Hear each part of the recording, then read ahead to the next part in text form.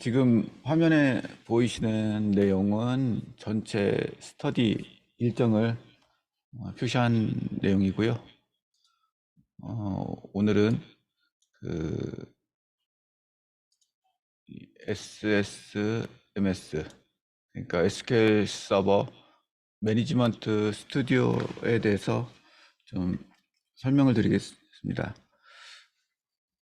관리 도구는 여러 가지가 있지만 마이크로소프트에서 제공하는 기본 프로그램 무료니까 이거를 사용하시면 괜찮고요.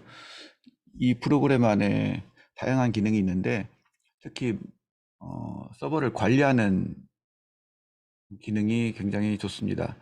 다른 그런 SQL 쿼리라든가 데이터를 입출력할 수 있는 프로그램들이 몇 가지가 있는데 그것들은 주로 그 쿼리나 스크립트 작성에 특화되어 있고요. 그 데이터베이스 자체를 관리하는 것은 이 마이크로소프트에서 나온 제품이기 때문에 그 제품을 관리할 수 있는 세세한 기능은 당연히 마이크로소프트에서 제공하는 이 프로그램이 되겠습니다. 전체적으로 한번 목차를 알려드리면요. 일단 이 관리 도구를 실행을 해서 그 로그인 하는 걸 해볼 거고요. 그 다음에 데이터베이스의 엔진의 속성을 확인하는 방법. 속성에는 몇 가지가 있는데 메모리도 있고 보안 기능, 특히 이제 보안 기능이 중요한데요. 그 기능하고 데이터베이스를 정지시키고 시작시키고 새로 시작하는 방법, 그리고 데이터베이스를 만들어 볼 것입니다. 그 이후에 테이블을 만들 예정이고요. 그리고 몇 가지 그 데이터베이스에 대해서 설명을 좀 드리도록 하겠습니다. 일단은 실행하는 방법에 대해서 한번 같이 했으면 좋겠습니다. 일단 창을 끄고 여러분 모두 다 그 MS SQL 서버 관리 도구를 설치를 하셨죠? 지난주에 했으니까 모두 다 설치했다고 가정을 하고 시작하겠습니다. 바로 실행하지 마시고 이 관리 도구를 관리자 권한으로 실행해 주세요. 이 관리자 권한으로 실행할 때와 안 할 때의 차이점이 있는데 관리 도구를 관리자 권한으로 실행해야 데이터베이스 재시작 기능을 쓸 수가 있습니다. 현재 저처럼 시작 화면에 꺼내놓지 않으신 분들은 최근에 설치한 프로그램 중에 이렇게 SQL 서버 매니지먼트 스튜디오가 있을 거고요. 못 찾겠으면 그냥 SQL 서버 매니지먼트 이런 식으로 치게 되면 자동으로 필터링 돼서 이렇게 앱이 나올 겁니다. 가능하면 이렇게 아이콘을 따로 빼놓는 게 좋고요. 마우스 오른쪽 버튼을 기존에 있던 작은 아이콘에서 눌러서 시작 화면에 표시를 하게 되면 저처럼 이렇게 시작 화면에 나오게 됩니다. 그냥 실행하면 사용자 모드고요. 제가 관리자 모드로 다시 실행할게요.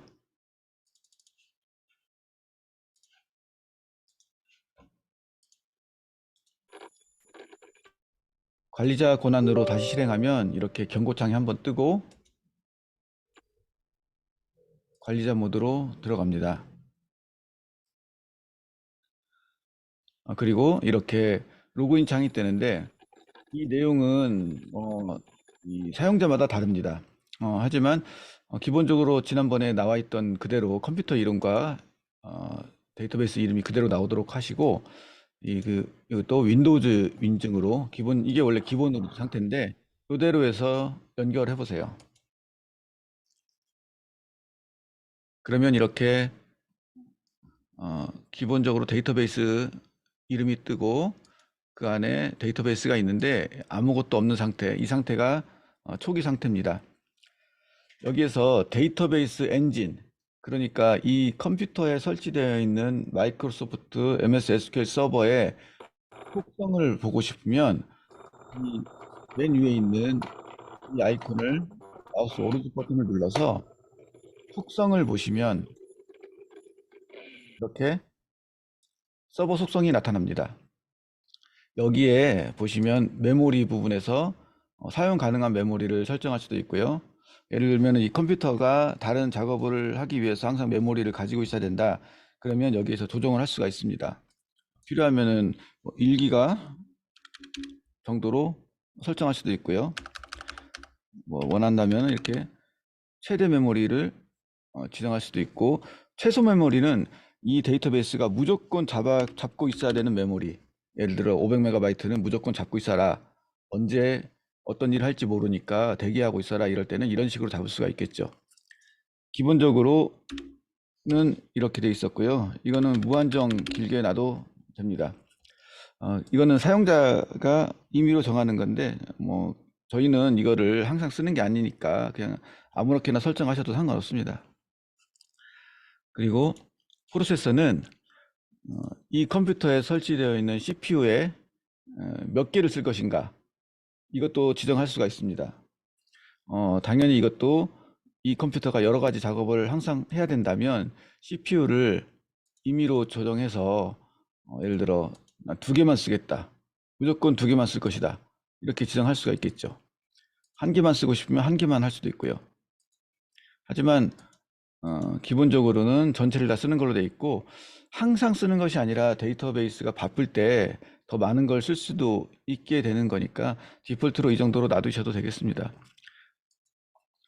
그리고 이제 그 다음은 보안 기능입니다. 지금 소리 안 들리시는 분 계신가요? 다른 분들은 지금 소리가 들리시는 것 같은데요. 컴퓨터의 출력 장치를 좀 확인해 보세요.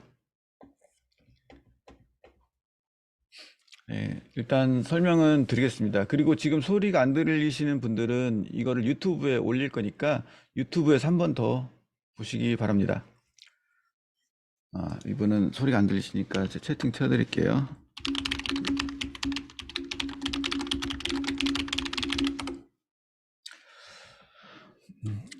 그 다음 보안 기능인데요. 굉장히 중요한 내용입니다. 일단 서버 인증 부분인데, 윈도우즈 인증 모드를 하게 되면 윈도우가 제공하는 인증 모드에 따라서 이 로그인한 컴퓨터 사용자 또는 윈도우즈 서버 같은 경우에 다양한 사용자를 받아들일 수가 있는데, 그런 윈도우 설정에 의해서 로그인을 허용하는 겁니다. 그 외의 방식에서는 로그인이 안 되는 그런 방식이고요. 그 다음에 밑에 있는 SQL 서버 및 윈도우즈 인증 모드는 뭐냐면, 방금 우리가 들어간 것처럼 그냥 윈도우즈 인증으로 들어갈 수도 있고, 또 하나는 서버에 설정한 그 사용자 이름으로 새로운 사용자를 또 생성할 수 있거든요. 새로운 사용자 이름을 만들어서 접속할 수 있도록 하겠다는 기능입니다. 기본적으로는 윈도우즈 인증으로 돼 있고, 이거는 옵션인데, 이걸 켜게 되면 만약에 방화벽 같은 것을 설정하지 않은 경우에 외부에서 해킹이 들어올 가능성이 훨씬 높아집니다. 하지만 다양한 활용을 위해서는 이 윈도우즈 인증 모드가 아니라 SQL 서버 모드 인증 모드를 쓸 수밖에 없고요. 그것은 저희가 이제 여름쯤에 그 외부 다른 프로그램과 연동하는 부분에서 이 부분이 사용될 예정입니다. 현재는 보안 때문에 더 안전한 윈도우즈 인증 모드로 하겠습니다. 여러분도 이것을 윈도우즈 인증 모드로만 놓으시고 바꾸지 말고 쓰세요, 일단은.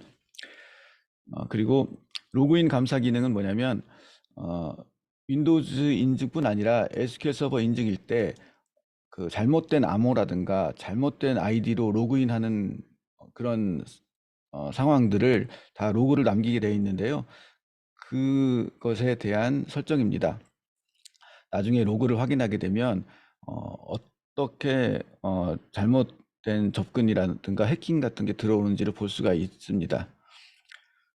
그리고 그다음에 연결 부분은 뭐냐면, 이 데이터베이스를 네트워크로 접속해서 사용하거나 이 로컬 네트워크로 들어와서 사용할 때 너무 긴 퀄이라든가 접속을 하고 아무것도 사용하지 않는 경우에 이 커넥션을 제거해서 컴퓨터의 자원을 아낄 수 있는데 그런 기능을 설정하는 부분입니다. 그 이후에 다른 내용들은 좀 굉장히 복잡한 내용들이고요. 구체적으로 이 데이터베이스 엔진이 어떻게 작동할지에 대해서 세부적으로 선택할 수 있는 기능인데 저희는 이 부분까지는 필요 없고 사용하는 기능 위주로 쓸 거기 때문에 이 부분은 이제 데이터베이스를 전문적으로 관리하고자 하신다면 따로 공부를 하셔야 될 것 같습니다. 일단 여기까지 해서 속성을 알아봤고요. 제가 아까 메모리 부분을 좀 수정했는데 이거를 확인을 하게 되면 MS SQL 서버를 다시 시작해야 된다고 나옵니다. 일단 확인을 하고요. 그러면 이거를 어떻게 다시 시작시키느냐, 이 컴퓨터에 설치된 이 서버를 어떻게 시작하냐면 마우스 우측 버튼을 이 맨 위에 있는 이 아이콘에서 클릭한 다음에 여기 다시 시작을 누르시면 되고요.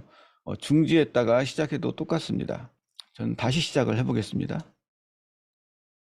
그러면 경고가 한번 뜨고 다시 시작하겠습니다. 만약에 관리자 권한으로 실행하지 않았다면 이 기능은 사용할 수가 없습니다. 이렇게 해서 다시 시작됐고요. 그리고 나서 다시 한번 살펴보면 제가 설정한 내용이 적용이 되어 있습니다. 여기까지 잘 하고 계신가요? 여기까지 따라 하신 분들 있으면 한번 채팅에 한번 쳐주세요. 네, 그러면 모두들 하셨다고 생각하고 다음으로 넘어가겠습니다. 이제는 데이터베이스를 실제로 만들어 볼 예정인데요. 용어를 설명드릴 때 한 가지 유의를 하겠습니다.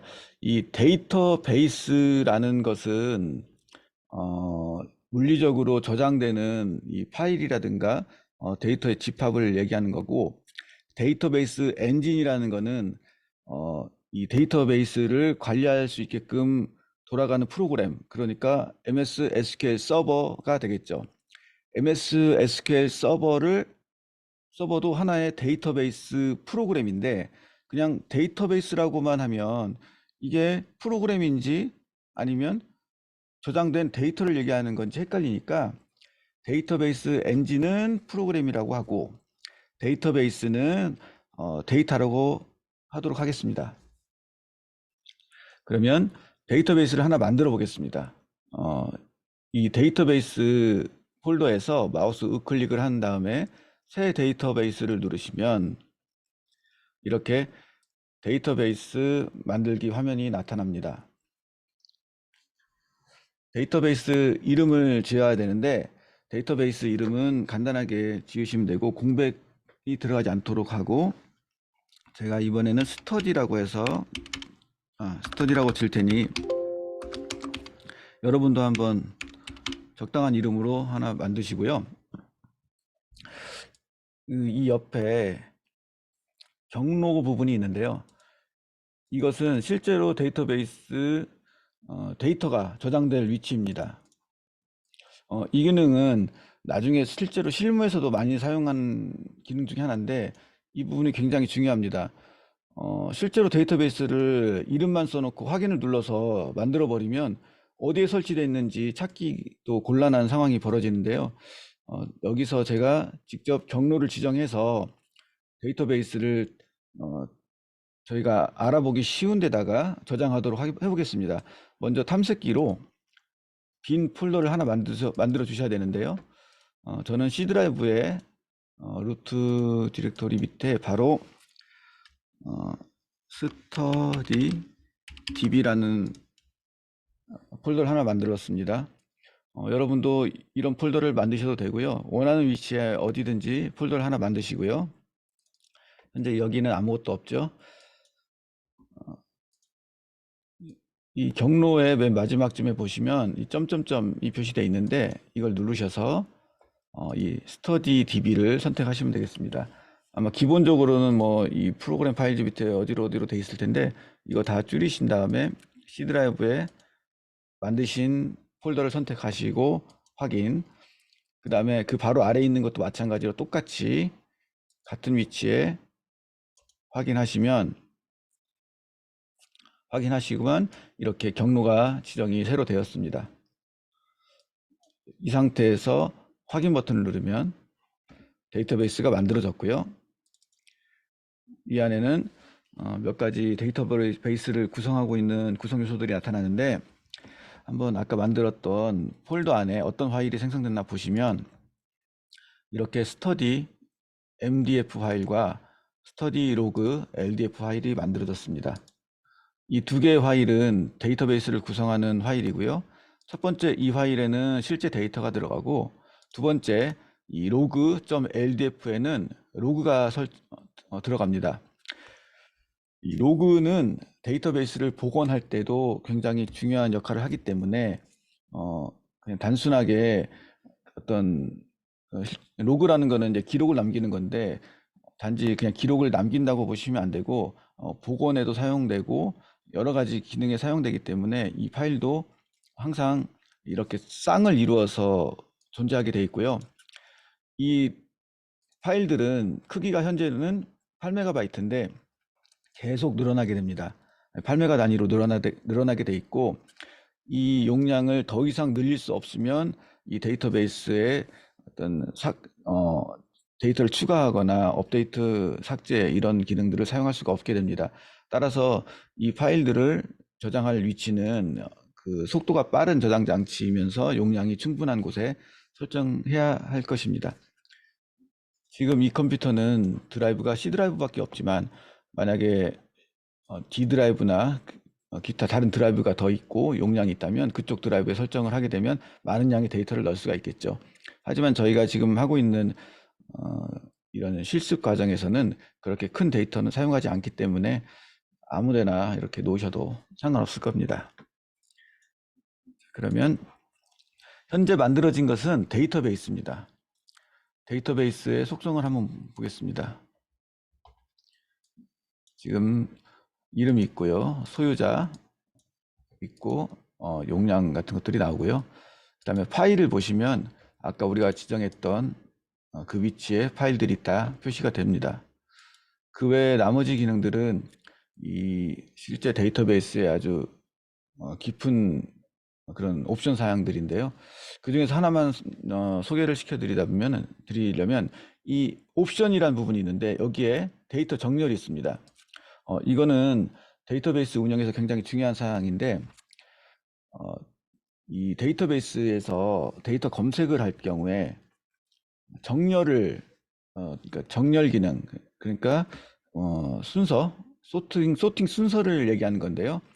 그 코리안 완성형 CIAS가 기본으로 되어 있는데, 이게 무슨 뜻이냐면 CI는 케이스 인센시티브, 그러니까 대소문자를 구별하지 않는다는 뜻이고요. AS는 악센트 센시티브, 그러니까 악센트는 구분한다는 뜻입니다. 이거는 사실 한국어에는 의미가 없고 영어나 기타 다른 라틴 문자를 사용하는 쪽에서 의미가 있는 내용인데, 액센트나 대소문자를 구별할지 말지를 지정하는 내용입니다. 현재 CI로 돼 있으니까 그 대소문자의 그 순서는 따로 없는 걸로 그렇게 돼 있는 겁니다.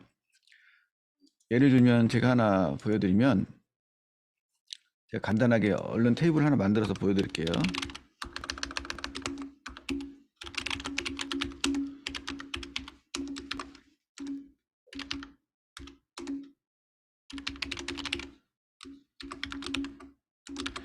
그냥 필드 하나짜리 테이블을 만들었고요. 필드 하나에다가 데이터를 넣어보겠습니다. 여기다가 예를 들어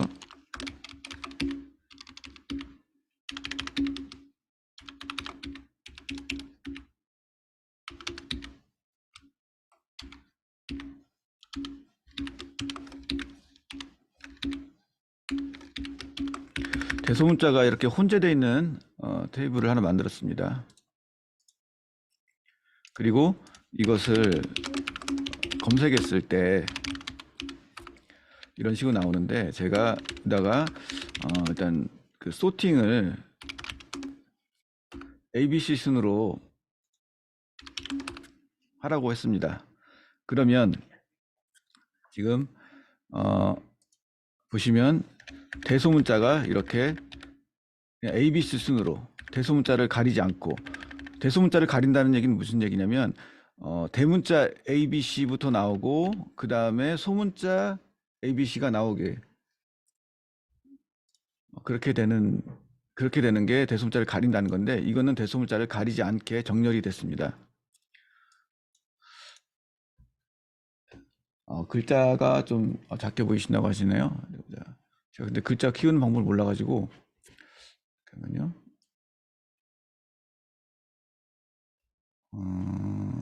화면을 작게 하면 커질라나?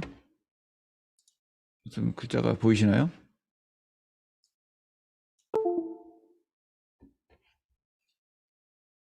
네. 이런 식으로 정렬이 일어날 때 대소문자를 가리지 않도록 하는 게 기본 설정으로 되어 있습니다. 일단 아까 보던 내용 더 보겠습니다. 그래서 한글에 대해서는 대소문자를 가리지 않고 악센트는 가린다, 이런 식으로 되어 있고, 그 외에 여러 가지 이 정렬 옵션이 있습니다. 이런 내용들은 이 데이터베이스가 어떤 데이터를 다룰 것인지에 따라서 달리 설정을 할 수가 있습니다. 자세한 거는 이거는 MS에서 제공하는 매뉴얼을 살펴보셔야 될 것입니다. 굉장히 복잡한 내용이고요. 그리고 이제 호환성 수준이라는 건 뭐냐면, 현재 저희가 설치한 게 2023년 버전이고 2022년 버전이고 그 전 버전들도 있는데, 현재 지금 2022 버전에서는 과거 예를 들어 2008년 버전에 맞게 데이터베이스를 만들 수도 있습니다. 그 이유는 뭐냐면, 이런 기능을 제공하는 이유는 뭐냐면, 만약에 기존에 돌아가던 시스템이 있는데 그것이 SQL 서버 2008이고 지금 제가 개발하는 것은 2022에서 개발을 하지만, 이렇게 개발한 데이터베이스 파일을 2008 버전에서 쓰고 싶은 경우, 그런 경우는 과거 파일 버전으로 만든 다음에 이걸 가지고 예전에 운영 중이던 그 컴퓨터에 가져갈 수도 있고요.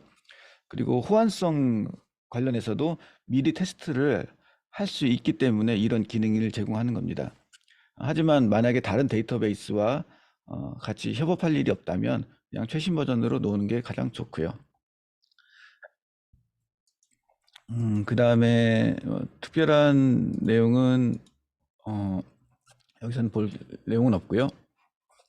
방금 데이터베이스를 만들었으니까 이제 테이블을 만드는 과정으로 넘어가겠습니다.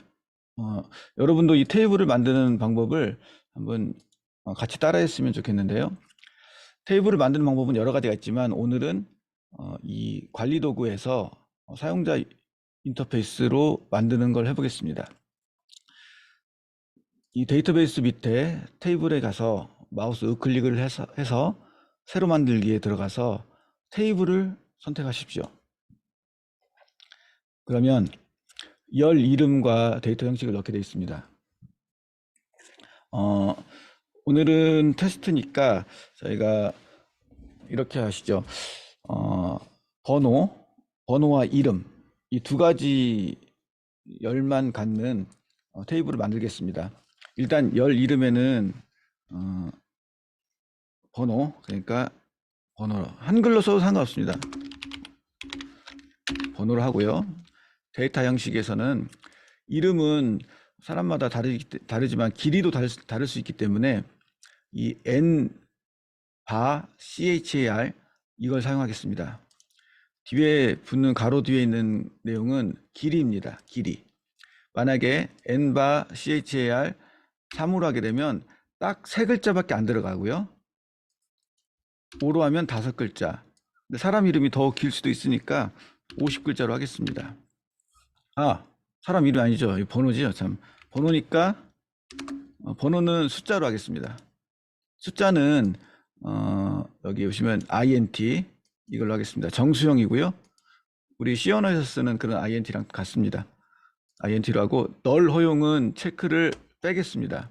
이 널 허용이 뭐냐면 비워놓을 수 있다는 뜻인데 번호를 비우게 되면 널로 들어가게 되는데 널로 들어가면 여러 가지 조건에서 굉장히 복잡한 상황이 많이 생기니까 저희는 무조건 필수로 써야 된다. 그래서 널 허용을 빼겠습니다.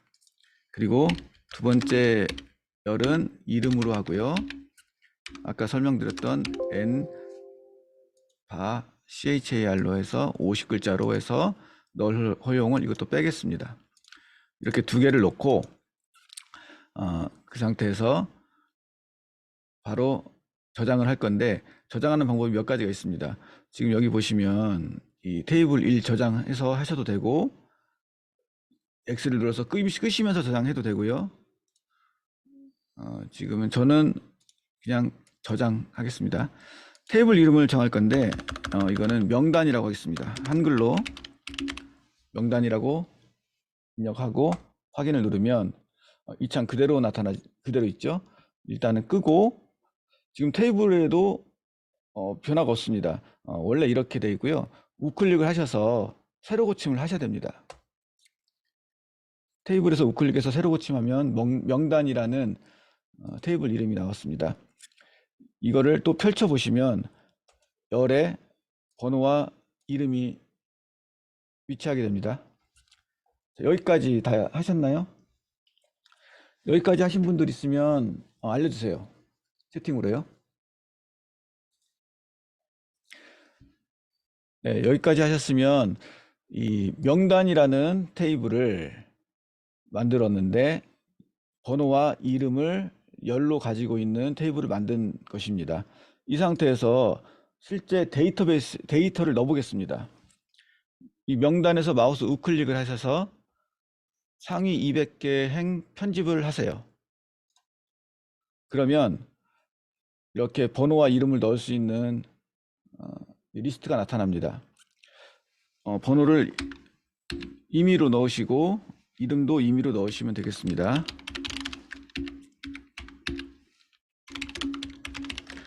이 번호는 순번이 아니어도 상관없습니다. 아무런 제약 조건 없이 만들었기 때문에 임의로 넣으셔도 됩니다.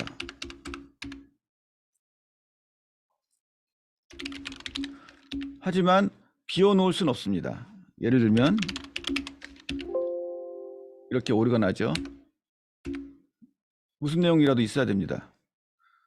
심지어 겹쳐도 상관없습니다. 왜냐하면 겹치지 말라고 제약 조건을 걸지 않았기 때문에 겹쳐도 들어갑니다. 너를 그대로 두면 안 되지만 지워서 이렇게 길이가 없는 문자열로 넣는 것도 허용이 됩니다. 왜냐하면 널과 사이가 있습니다. 이것은 널이 아니라 그냥 길이가 0인 문자열입니다. 그리고 이거는 널이고요. 확실히 구분을 하셔야 돼요. 자, 그러면 비슷하지만 그냥 공백이 하나 있는 것도 가능하고요. 공백이 여러 개 있어도 들어가고요. 아무 글자나 쳐도 들어갑니다. 저희가 지금 만든 테이블은 데이터 입력에 대한 제약 조건이 거의 없습니다. 숫자이고 문자열이고 문자열의 최대 길이는 50글자다. 이 내용만 있고 그 외에 뭐 다른 제약 조건은 없기 때문에 이렇게 자유롭게 넣을 수가 있습니다. 하지만 이렇게 넣게 되면 나중에 데이터베이스를 활용할 때 굉장히 많은 문제가 생기기 때문에 이제 그런 것들을 하나하나 배워나가는 과정이 이 데이터베이스 스터디고요. 이런 데이터는 실제로 쓰면 안 되는 데이터 형식이고 하면 안 되는 테이블 형태입니다. 하지만 이제 저희가 배워가면서 왜 그런지에 대해서 천천히 배워가도록 하겠습니다. 일단은 이런 식으로 넣었고요. 매 행을 벗어날 때마다 자동으로 저장되기 때문에 다시 한번 편집 들어가 보시면 이미 들어가 있습니다. 이 프로그램에서 데이터가 저장되는 시점은 언제냐면 이렇게 글자를 치고 다른 행으로 커서를 옮기는 순간 그때 저장이 되도록 되어 있습니다. 여러분들도 이렇게 입력하셨으면 이번에는 편집이 아니라 이 보는 기능, 보기만 하는 기능을 알려드리겠습니다. 이 명단 테이블에서 마우스 우클릭을 해서 상위 1000개 행 선택을 하세요. 여기서 말하는 선택은 무슨 그 체크를 한다든가 그런 선택이 아니라 원래 쿼리 명령에서 실렉트 명령을 얘기하는 건데 사실 선택이라기보다는 리스트업이라고 생각하시면 됩니다. 그렇게 상위 1000개 선택을 하시면 쿼리가 자동으로 입력되고 아래 결과가 나타나게 됩니다. 이 탑 1000이란 내용이 상위 1000개라는 뜻이고요. 나머지는 저희가 이제 SQL 서버, SQL 쿼리 명령을 배우게 되면 알게 될 내용이고요. 일단은 여기까지. 이것은 이 관리 도구를 사용하는 방법을 설명드리는 거기 때문에 이 자세한 내용들은 다음에 수업이 있고요. 일단 여기까지 하시면 되겠습니다. 여기까지 다들 하셨나요? 네. 그러면 이제 여기서 이 관리 도구에서 제공하는 몇 가지 기능을 더 알아보겠습니다. 일단 창은 닫고요. 이 명단 테이블 이름 바꾸는 방법. 마우스 우클릭을 눌러서 이름 바꾸기를 하셔도 되고요. 그냥 한 번 더 클릭을 살짝 하시면 이렇게 이름 바꿀 수 있는 기능이 있습니다. 여기다 명단이 아니라 뭘로 할까요? 주문자라고 합시다. 저는 주문자로 하겠습니다. 이렇게 이름 바꿀 수 있고요. 마찬가지로 열 이름도 여기서 바꿀 수 있습니다.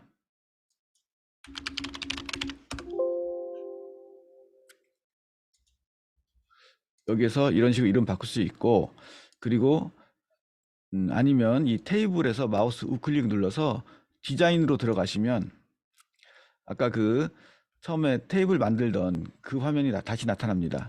여기에서 바꿔도 됩니다.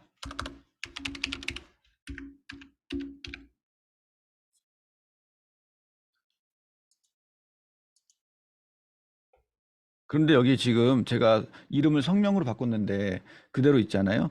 이거는 새로 고침을 하셔야 리스트가 바뀝니다.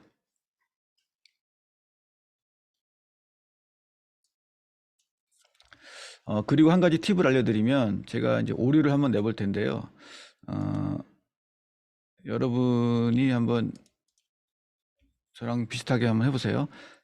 디자인으로 다시 들어가서 여기에서 이 데이터 형식을 완전히 바꾸는 겁니다. INT로 되어 있는 걸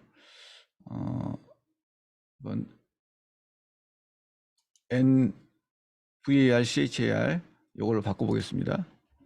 그리고 저장을 하면 이렇게 일단 저장하시고요. 잠시만요. 제가 하나 옵션 좀 확인하고 올게요.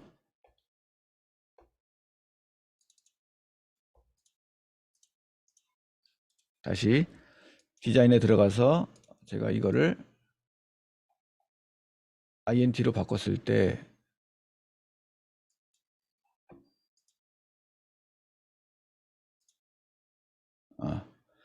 이 화면이 나타날 겁니다. NVAR, CHAR로 돼 있던 걸 INT로 바꾸면 이 화면이 나타날 거예요. 변경 내용을 저장할 수 없다. 변경 내용을 적용하려면 테이블을 삭제하고 다시 만들어야 된다. 혹시 이 화면을 만나신 분이 계신가요? 혹시 이 화면 지금 나오고 계신 분 있으면 알려주세요. 네, 나오시죠? 이게 왜 나오냐면 이거는 문자열인데 원래 이 NVAR, CHAR은 문자열을 숫자로 바꿔라 이런 명령을 하게 되면 내부적으로 데이터베이스에서 이 테이블을 새로 만들어야 됩니다. 기존 테이블을 삭제하고 새 테이블을 만들어야 되죠. 테이블을 삭제하고 새로 만드는 과정은 단순하지 않고 굉장히 복잡하고 다른 데이터베이스의 구성 요소들과 충돌을 만들어낼 수 있기 때문에 이 관리 도구에서는 기본적으로 그거를 못하게 하고 있습니다. 하지만 필요에 따라서는 이렇게 디자인하는 과정에서는 그런 기능을 써야 될 때도 있거든요. 그럴 때는 어떻게 하면 이 오류 메시지를 안 나오게 할 수 있냐면, 도구에서 옵션에 들어가시면, 도구의 옵션입니다. 도구의 옵션에 가셔서 이 디자이너란에 가시면 여기 테이블을 다시 만들어야 하는 변경 내용 저장 안함이 체크가 원래 돼 있습니다. 이걸 빼셔야 돼요. 이 부분요. 디자이너에 테이블을 다시 만들어야 하는 변경 내용 저장 안함을 체크를 해제하셔야 됩니다. 체크 해제를 하고 다시 한번 해볼게요. 됐죠? 오류 안 나고 저장이 됐습니다. 그래서 새로 고침 해보시면 제대로 들어갔죠. 일단 여기까지 하시면 테이블을 만들게 된 것이고요.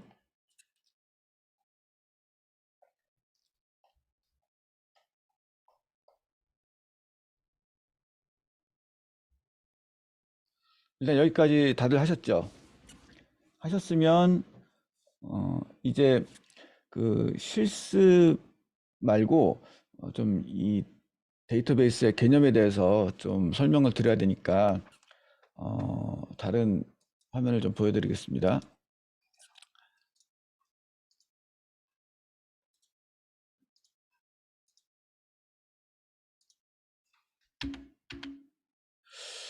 이제 실제 테이블 예시를 하나 보여드리면서 설명을 드릴게요.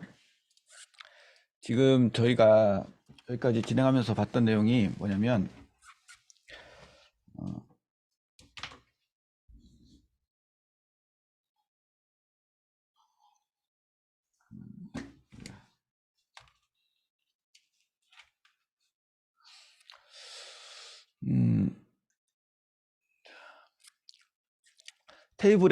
테이블이라는 말을 일단 설명을 좀 드릴게요. 테이블은 실제로 데이터베이스 어떤 표 같은 거라고 보시면 됩니다. 테이블이라고 하고요. 우리가 데이터베이스 그 수업을 듣거나 또는 정보 처리 기사 같은 거를 보게 되면 테이블 말고 릴레이션이란 말도 씁니다.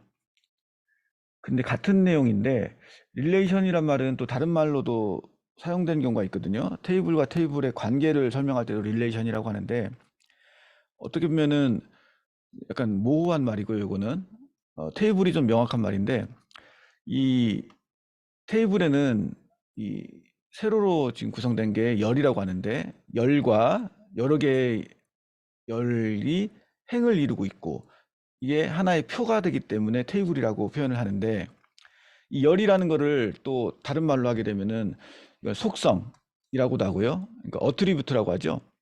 그 다음에 컬럼이 열이고요. 또는 필드라고도 합니다. 이 셋 다 같은 말이고요. 열이자 속성이자 컬럼이자 필드. 그런데 저희 MS SQL 서버의 관리자에서는 이걸 열이라고 표현합니다. 그리고 행은 이 열이 꽉꽉꽉 채워진 이 하나의 이 열의 집합이 하나의 행이고 또 지금 현재 4개의 행이 지금 들어가 있는 거죠. 이 4개의 행이 모여서 이제 테이블이 하나 이루어진 거고요. 또 행을 튜플이라고도 하고 레코드라고도 하는데 예전에 과거에 한 20년 전에는 레코드란 말을 많이 썼고요. 레코드와 필드 이 말을 많이 썼죠. 그리고 지금 이제 학번 같은 경우에 여기 표현되어 있는데, 학번은 유일한 어떤 구분자다. 만약에 학번을 유일한 구분자다, 주민등록번호처럼, 또는 뭐 주문번호 같이 유일한 숫자다, 그러면 그걸 키라고 부릅니다. 그리고 식별자라고도 부르죠. 뭐 같은 내용이고요. 키라고도 하고 식별자라고도 합니다. 그리고 이름 같은 경우에는 어떤 내용인 거죠. 내용. 키가 될 수도 없죠. 왜냐하면 이름이 같은 사람이 있을 수도 있으니까 키가 될 수는 없고, 그렇다고 식별자가 될 수도 없고, 이거는 그냥 데이터입니다. 그리고 지금 학년이 표현이 되어 있는데 만약에 학년이 1, 2, 3, 4까지만 있다. 그러면 1에서 4만 존재합니다. 이런 경우를 또 도메인이라고 또 말을 해요. 다른 값은 들어갈 수 없는 거죠. 1에서 4까지만 들어갈 수 있는 거. 또 이런 걸 흔히 전에는 코드라고 불렀죠. 코드. 코드가 뭐냐? 코드라는 거는 어떤 경우 이제 부여를 해서 지정하게 돼 있죠. 예를 들어 색상 코드가 있다. 뭐 그게 5가지만 쓰기로 했다. 빨주노초 파남보다 그러면 5개의 코드만 존재하는 거죠. 이런 경우 이걸 코드나 또는 도메인이라고 하는데 코드란 말을 더 많이 쓰고요. 그 다음에 이거 신장 같은 경우는 그냥 숫자죠. 물론 숫자에다가 제약 조건을 걸어서 뭐 100부터 뭐 300까지만 넣겠다. 그러면 코드라고도 할 수 있지만 코드와의 차이점은 이거는 어떤 값 자체가 의미를 갖고 있기 때문에 코드라고 부르진 않고 이런 경우는 값이라고 부르는 거고요. 학과 같은 경우 딱 고정돼 있다 그러면 학과의 도메인 또는 학과 코드라고도 할 수 있겠죠. 그래서 이것이 하나의 테이블이고요. 저희는 이번에는 여기서는 우리 수업에는 테이블 그리고 열, 행 이렇게 부르기로 합시다. 그리고 코드라고 부르고 정해진 코드들은 코드라고 하고요. 식별자는 이게 키 역할을 하게 되면 키가 되고 식별자는 또 따로 식별자라는 개념이 따로 있으니까 그런 말도 앞으로 사용을 하겠습니다. 혹시 테이블 관련해서 지금까지 설명드린 것 중에서 이해가 안 가는 거 있으면 말씀해 주세요.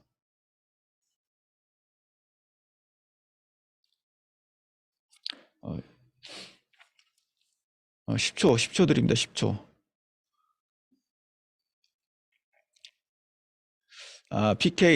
PK는 프라이머리 키라고 하는데 키가 여러 개 있는 것 중에서 첫 번째 되는 키를 PK라고 합니다. PK는 이 다음 장에 설명드릴게요. 자, 그 다음 장 넘어가겠습니다.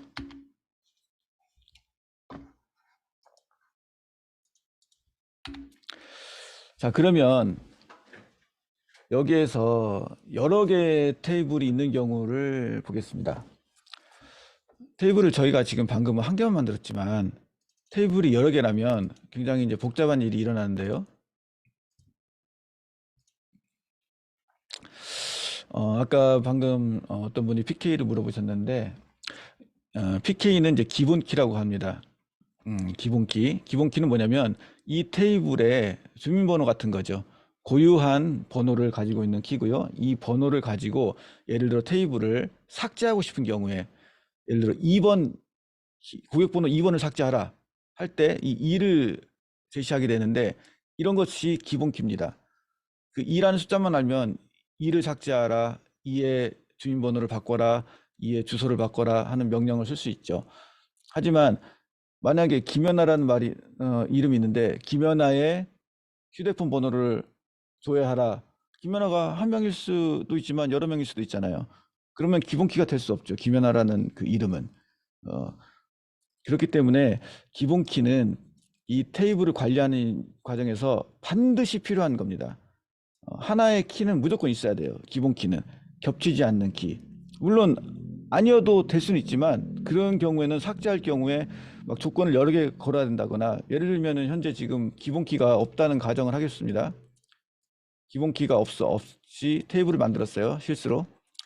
자, 그러면 주민번호도 빼고요. 이런 상태에서 김연아의 핸드폰 번호를 바꿔주세요. 근데 김연아가 누구냐 했더니 한 3명 있습니다. 그러면 대한민국 서울에 사는 김연아의 휴대폰 번호를 바꿔달라. 이렇게 조건을 제시해야 됩니다. 그러면 조건이 늘어나요. 이름 하나에다가 주소까지 항상 첨부를 해야 되는 거죠. 그러면 이름과 주소를 가지고 휴대폰 번호를 뭘로 바꿔달라. 벌써 여기서 데이터가 모호해지고 입력해야 될 데이터가 많아지고 조회해야 될 데이터가 많아지잖아요. 하지만 기본 키가 있기 때문에 2번 항목에 휴대폰 번호를 바꿔라. 간단하고 명료하고 틀릴 수가 없겠죠. 기본 키는 그런 용도로 쓰는 기능입니다. 그래서 고객의 고객 정보가 이렇게 테이블이 있다고 하고, 또 도서 정보가 이렇게 들어있다고 하겠습니다. 도서 번호도 역시 기본 키라고 해서 이건 유일한 번호가 이렇게 부여가 되는 겁니다.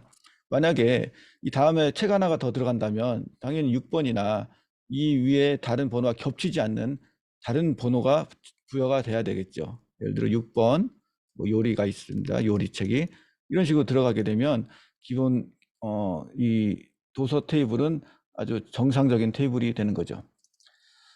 이 상태에서 이 주문 테이블을 살펴보게 되면 만약에 1번 고객 박지성이 1번 도서를 구매했다. 그때 가격은 7,000원에 주문일자 이렇다 해서 이 레코드가 삽입이 됐습니다.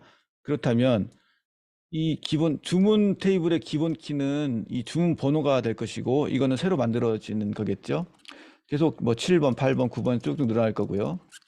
그 다음에 이 고객 번호와 도서 번호를 보시면 고객 번호는 이 고객 테이블의 이 고객 번호고요. 이 도서 번호는 이 도서 번호의 도서 번호입니다. 이런 식으로 해서 이 주문 테이블은 이 외래키, 그러니까 이 고객의 키 하나와 도서의 기본 키를 여기에 넣고 여기에 넣어서 그리고 이 테이블 자체의 키는 이렇게 되고 해서 이렇게 데이터를 쌓아 나가게 됩니다. 이렇게 하면 아주 명확한 데이터가 되는 거죠. 예를 들어 주문번호 5번을 살펴보게 되면 5번은 고객번호 4번, 수신수 4번, 골프 바이브를 35,000원에 샀다. 이렇게 바로 이해가 되는 거죠. 이렇게 해서 테이블을 구성을 하게 되면 명확하고 그리고 반복되는 데이터 없이 자료를 저장할 수 있게 되는 거죠. 단 이렇게 하려면 몇 가지 테크닉이 필요한데 기본 키 지정을 알아야 되고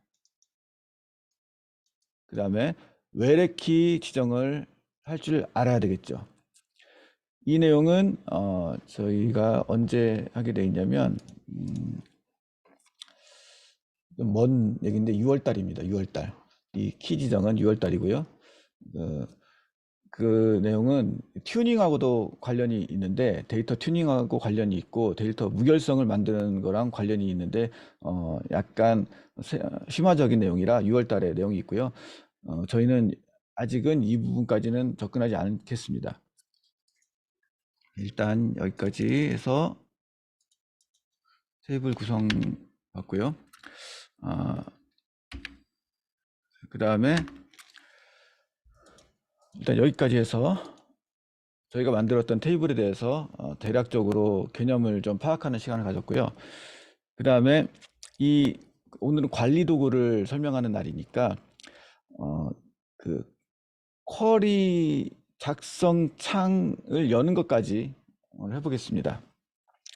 지금까지는 저희가 이 사용자 인터페이스에서 제공하는 테이블 만들기 기능 이런 식으로 마우스로 클릭해서 쓰는 거, 여기서 뭐 디자인을 바꾸는 거, 그 다음에 데이터를 입력하고 수정하는 거,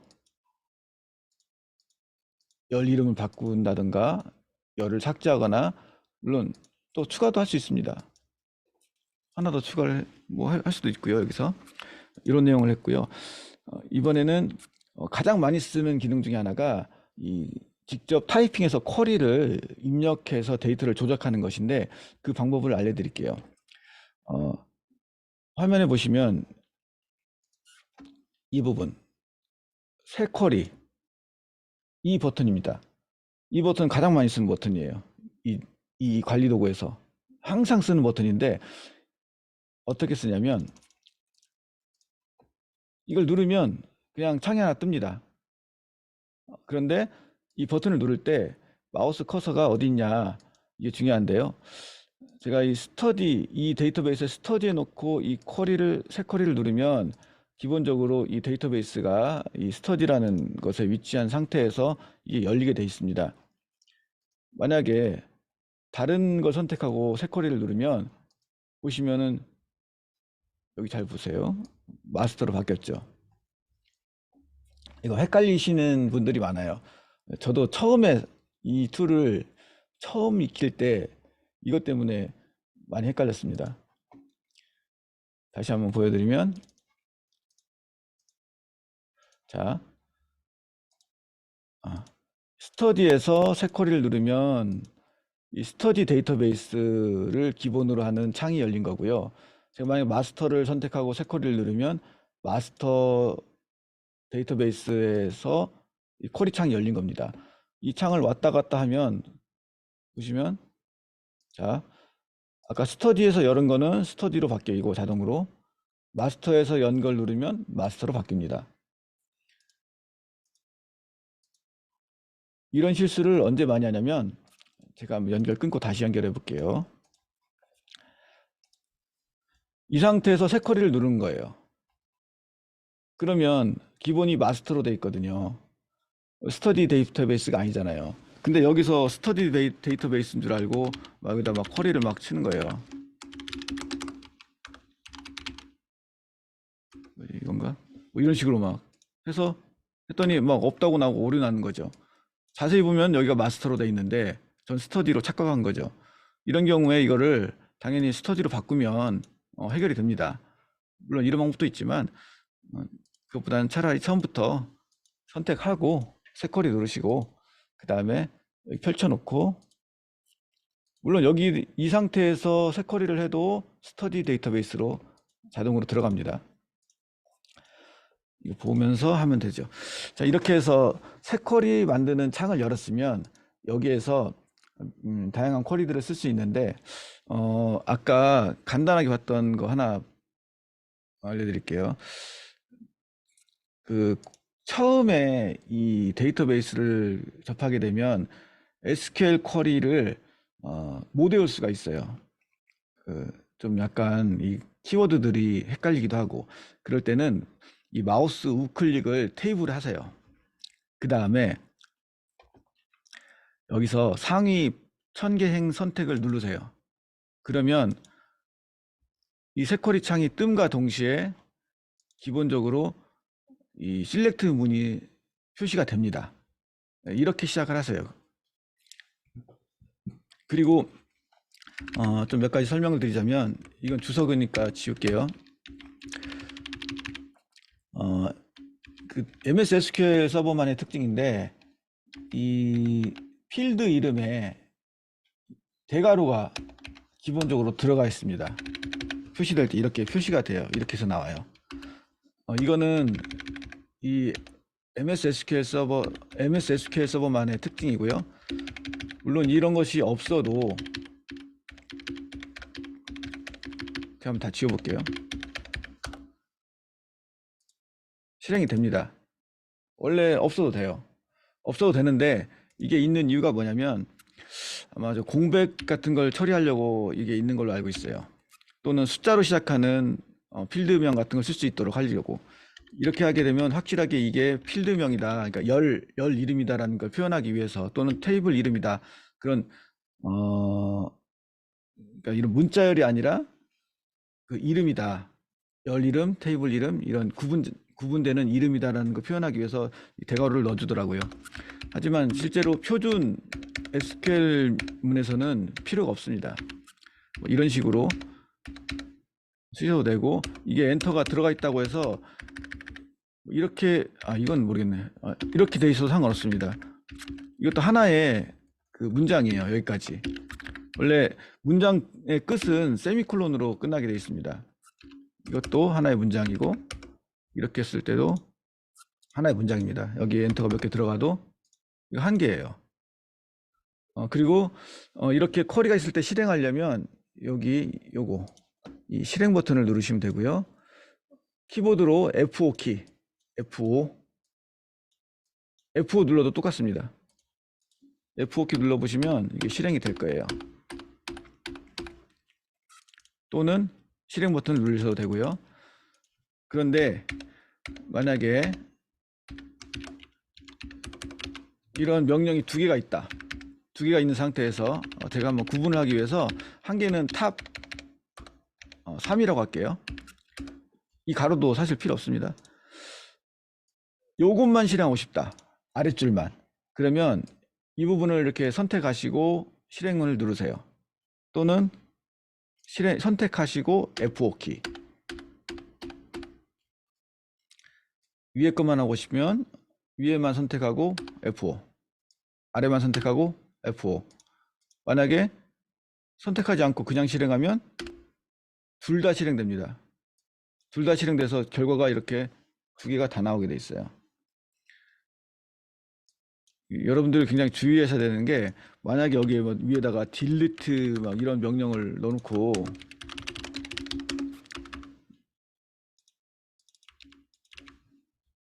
만약에 이렇게 조건 없이 딜리트 만들어 놓고 깜빡하고서는 여기 창 이렇게 스크롤 잘못돼 가지고 이 상태인데 그냥 여기서 F5키 누르면 이게 실행되겠죠?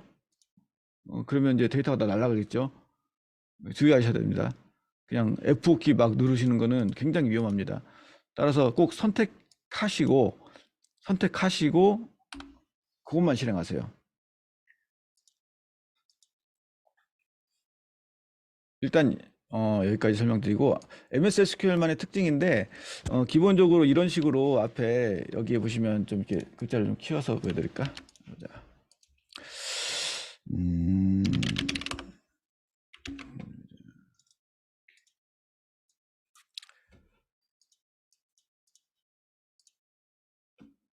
자,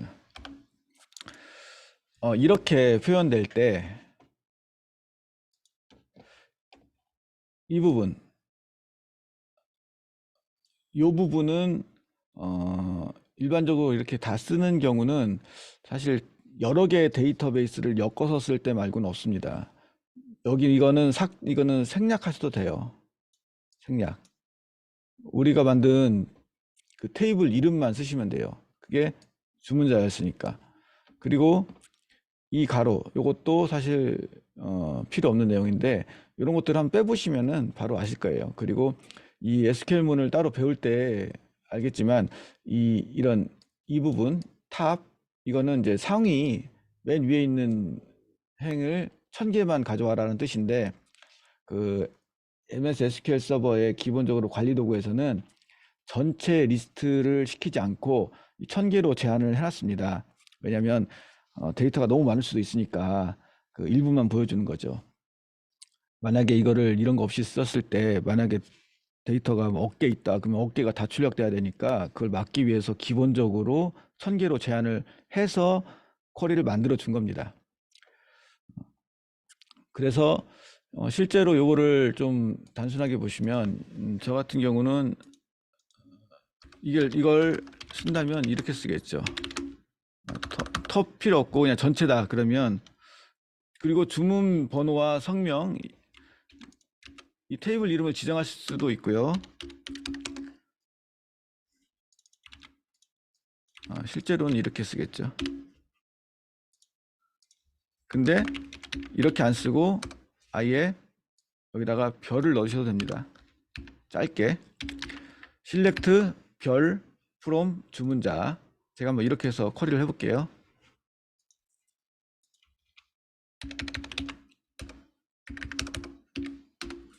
예, 똑같습니다. 그 자세한 쿼리 문법은 다음에 4월 둘째 주 시간에 배우고요. 오늘은 이 쿼리 창을 여는 것까지, 그리고 그러니까 데이터베이스를 만들고 데이터베이스에 테이블을 만들었고 테이블의 디자인을 수정해 봤고 그 다음에 간단한 데이터를 입력했습니다. 그리고 그 데이터를 조회할 수 있는 쿼리 창을 열어서 샘플 쿼리를 실행해 봤습니다. 마우스 우클릭해서 상위 1000개 행을 선택을 했을 때 이렇게 데이터가 출력이 되고 이렇게 간단한 쿼리가 들어가는 거, 여기까지 했고요. 여기까지 지금 하는데 문제가 있거나 이해가 안 가는 거 있으면은 말씀해 주세요. 다들 이렇게 하는데 문제는 없나요? 프로그램이 안 돌아간다거나 오류가 뜨거나 그러신 분은 없으시죠? 네, 그러면 일단 오늘은 여기까지 하고요. 다음에 이 데이터 입력을 할 건데, 제가 간단하게 그것에 대한 혹시 필요한 뭐 예습 같은 거 하실 수 있으니까 제가 몇 가지만 한번 설명을 드려볼게요. 일단 이 엑셀을 다음 주에는 사용할 건데요. 지금 우리가 이렇게 테이블을 만들었고 여기에 이런 내용이 들어가 있는데, 음, 이렇게 전체를 조회했을 때 이 내용을 엑셀로 가져가는 방법, 뭐 이런 것들을 할 겁니다. 어, 복사해서 어, 복사해서 엑셀에다 넣는 거. 뭐지? 잠깐만요. 복사를 하게 되면 기본적으로 이런 식으로 텍스트로 표현이 되게 돼 있습니다. 이거는 탭으로 구분되어 있고요. 보시면은 지금 이 탭이거든요. 공백이 아닙니다. 이건 탭 문자입니다. 탭, 탭, 그렇죠? 탭이고 이런 식으로 들어가 있고, 이거를 복사에다가 아까 했던 이 상위 200개 편집으로 들어갔을 때 여기서 이렇게 붙여넣기 해서 또 내용을 넣을 수가 있습니다. 이제 이런 내용들인데, 다음 시간에는 저희가 데이터를 좀 그래도 쓸만하게끔 좀 많이 데이터를 넣어서 테스트를 하도록 해보겠습니다. 가능하시면 컴퓨터에 엑셀을 설치를 미리 해주시고요. 엑셀을 설치할 수 없다면 그 오피스 365 이런 게 있더라고요.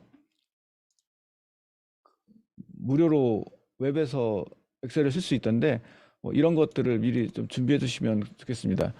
아까 했던 이런 것들도 다 그 웹에서 이렇게 붙여넣기도 되고 하더라고요.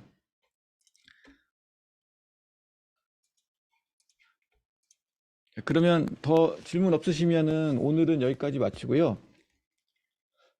유튜브에 오늘 밤에 올려놓을 테니까 한번 기억 안 나시거나 잘못된 분들은, 잘 못하신 분들 다시 해보시기 바랍니다.